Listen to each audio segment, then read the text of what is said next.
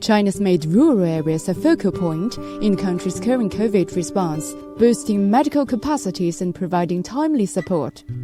In a border county in South China's Guangxi-Zhuang Autonomous Region, doctors are using treatment combining traditional Chinese and Western medicine to treat patients with underlying diseases.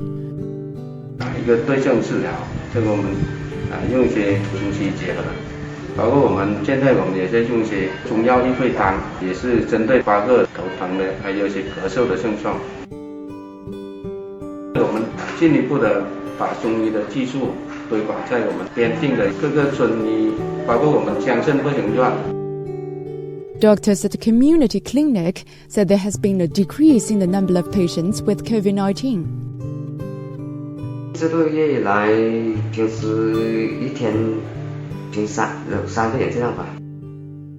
Doctors at the local health center said severe patients can be transported to hospitals with better medical resources. 测他眼了，没有测核酸呢，就测核酸，然后检查看他血氧值低不低嘛，低的话就给他给他吸氧啊，也要看他呼吸有没有急促啊，那些呼吸困难啊，这样子有没有基础病啊这些，然后医生评估了，看如果是